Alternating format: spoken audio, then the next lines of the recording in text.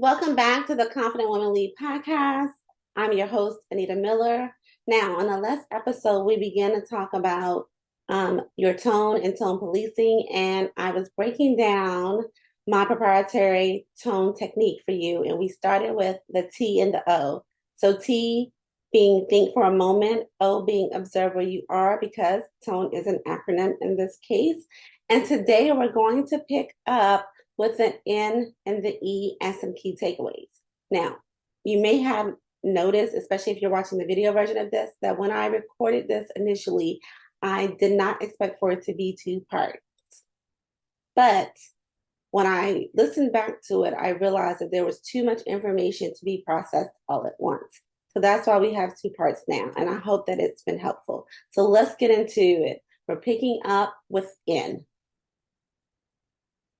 Then the N in tone stands for notice how you feel.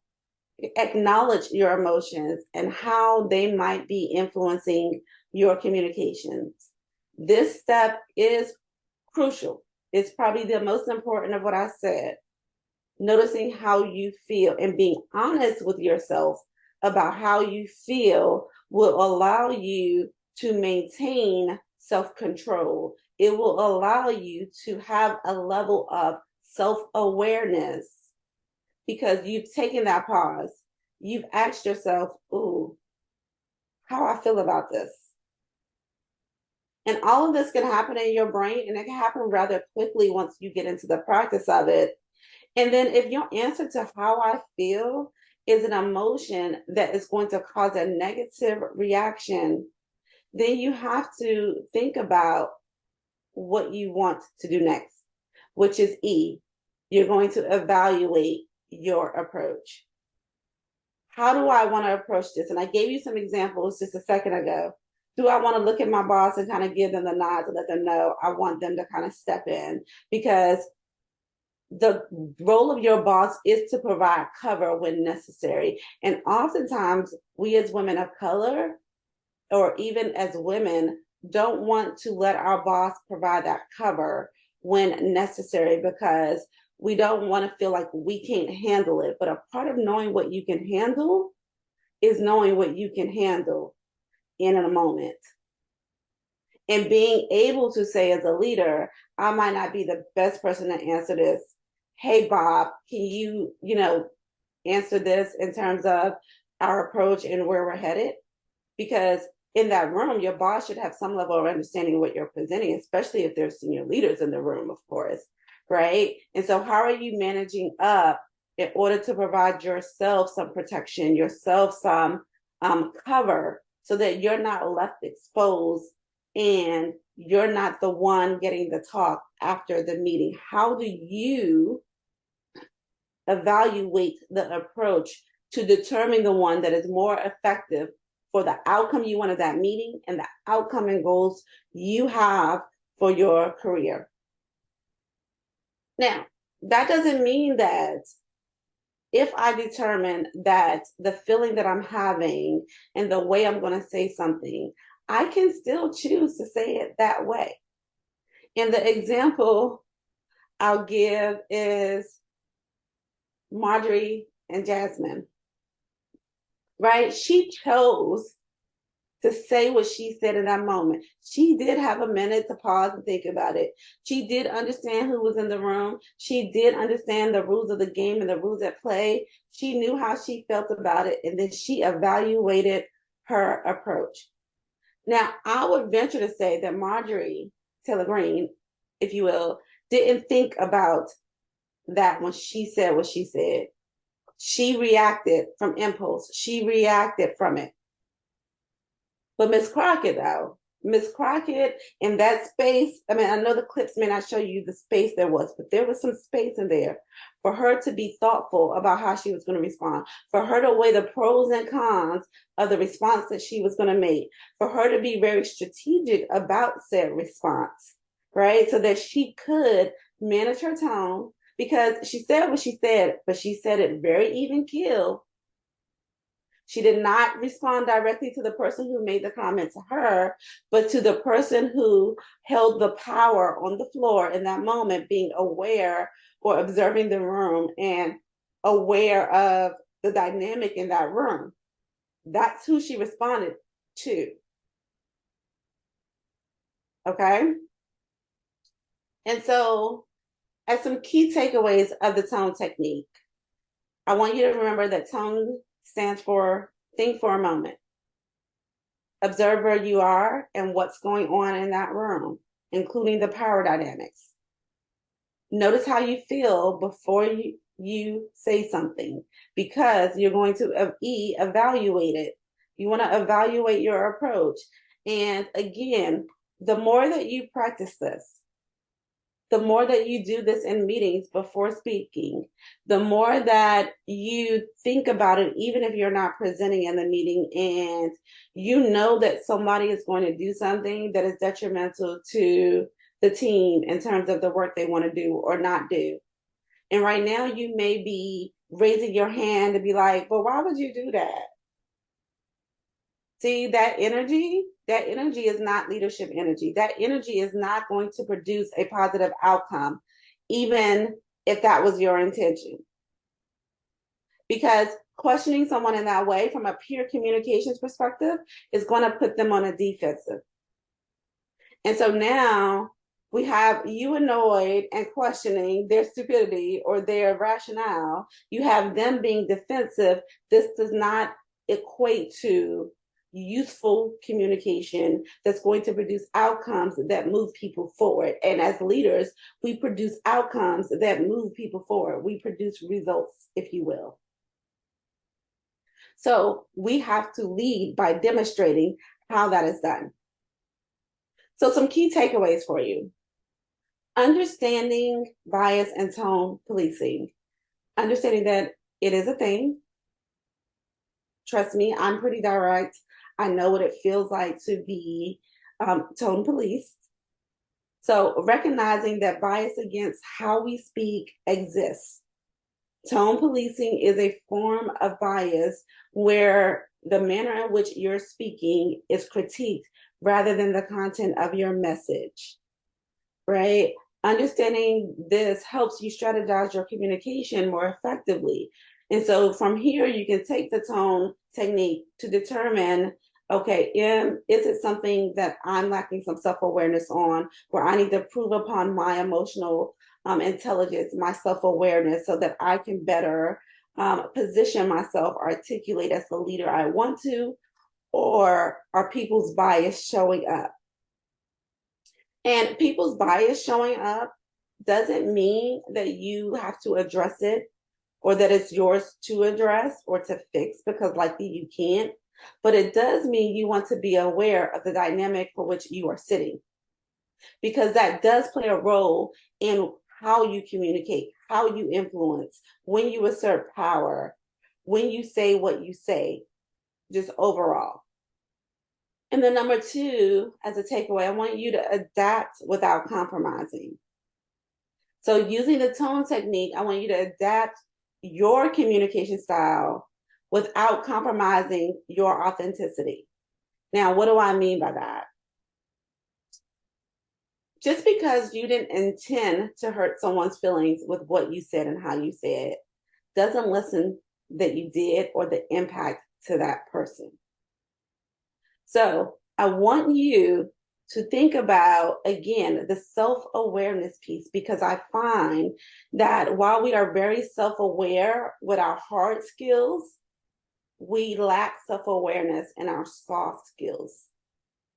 And it's an outcome of the environments for which we've been raised, the things that we have to deal with as people of color, especially, right? Or as a woman, right? So in that intersectionality of, if you're a woman, there's one level of how you have to deal with things, but then as a minority woman, there's that intersectionality. And let me be clear that white women have their own version of that they have to deal with, right? They have rules that they are taught about how women have to behave in order to be deemed acceptable in their culture, in their world, right? And that shows up for them at work. A lot of white women struggle with assertiveness because of it. So as she's thinking about tone, Tone is a how, regardless of who you are. So on the one end, you might have a white woman whose tone needs to be more assertive. That's what she needs to evaluate. Do I need to be more assertive in this moment? Because for her, when it's time to get promoted, they're going to say she doesn't show up as a leader. She's not confident because of the way in which she communicates.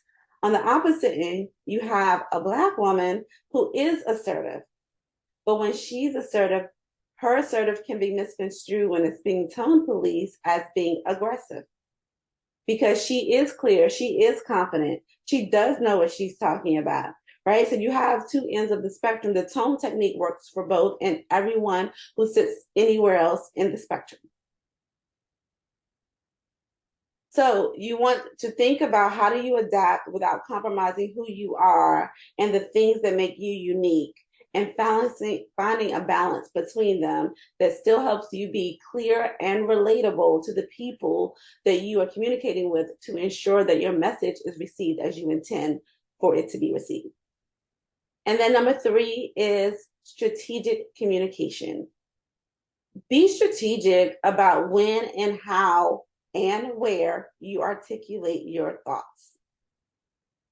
Even if you feel like you and the person you're talking to have a level of trust, a level of relationship, they have told you that this is a safe place, you really have to have evidence that that is true before you go off telling them just anything, saying just anything. I teach inside of Confident Women Lead, inside of our Leadership and Business Institute, about having a circle of trust. And the reason for a circle of trust is because you're very clear about who in that circle is the person that you go vent to when you need to just vent.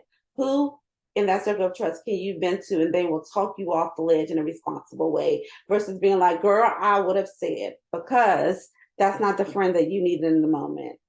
It's like OJ saying, I think we should go steal my stuff back, and his friends agreeing. Sometimes you got to know which friends to say the things to in order to make sure you have a circle that is supportive and grounding for you and are helping you achieve the goals you actually want for your future. Number 4, build relationships. Relationships. Strong relationships can help mitigate the impacts of biases. When people know you and trust you, they're more likely to interpret how you communicate, what you say in a more positive manner. They're more likely to offer you what I call grace. Invest the time in building relationships that create a supportive network, a supportive working environment for yourself. And then number 5, I've talked about a lot. Self-awareness and confidence. Stay self-aware and be confident in your communication. The tone technique encourages you to be mindful of your feelings and the context for which those feelings are arising to help you communicate with confidence and authenticity. The tone technique isn't just meant to be a theoretical framework. That's not what it's here for. It is a practical tool. Utilization of this tool is what took me from middle management to upper management. It's what took me from people knowing that I could handle situations to people recognizing that I could lead, even if it was people being upset in a situation. Because based on the type of work I did, most times people were going to be upset, right? So if people are going to be upset, how I handle the situation reflects more of me than how the people who are likely out of pocket are behaving. That is not what people are going to remember. As a leader, how I handle it is what they're going to remember. So you can use the tone technique in team meetings. You can use it to contribute thoughtfully. I talked a little bit about this at the beginning, ensuring that your ideas are heard and valued. You can use the tone technique for performance reviews to articulate your achievements and growth areas confidently and constructively. You can use the tone technique when it comes to managing office politics and conflict resolution. You can navigate conflicts with colleagues by using the tone technique to maintain your composure, to understand different perspectives, and to find mutually beneficial solutions. So, navigating tone, policing, and bias in communication is challenging, but the tone technique provides you with a strategic approach and tool to ensure that your voice is heard and that it is respected. By integrating these steps into all aspects of your career, you can navigate professional environments with confidence, authenticity, and strategic insight. If you want to learn how to implement the tone technique in all aspects of your career, we have not just scripts, we have a call every month where we are working on how do I navigate this situation? How do I use the tone technique in real time, right? So in the beginning, you may use the tone technique after the fact to become more aware of what's coming up for you. But as you get better at that, you'll start to use it in real time. You'll start to just click through the tone pieces in real time. And so your outcomes will be produced the way you want them to produce in real time. And we talk through this. We talk about these scenarios that are taking place in real time inside of the Confident Women Leadership and Business Institute in our calls throughout the month. If you want to implement the tone technique in all aspects of your career in order to enhance your communication skills and navigate your professional environments more effectively, then go to confidentwomanlead.com and either get on our wait list or sign up to join the Business and Leadership Institute so that you have access to all the various ways that you can use the tone technique with clear scripts, clear scenarios. And these scenarios, again, are built off of scenarios that we have talked about. There are also videos in there where I have coached others on using this technique. You can see what questions come up for them, how I answer those questions. Because at the end of the day, what's stopping you from getting promoted is more likely to be what the tone technique will solve for you than it will be you doing more work, you working harder. It's the soft skills that are in your way when it comes to getting promoted. No one is questioning your work ethic, your work product. That is what they're praising. What they're not saying is that you're relatable, that when you communicate, it's effective, right? Or how you communicate is reaching the audience that you want it to reach. And the tone technique can help you with that. So thank you for joining me in this episode of the Confident Woman Lead podcast. Keep leading, keep growing, and keep breaking through those barriers that you're experiencing as a woman in the workplace. Until next time, remember that confident women lead because we know how to manage our tone and demonstrate our leadership.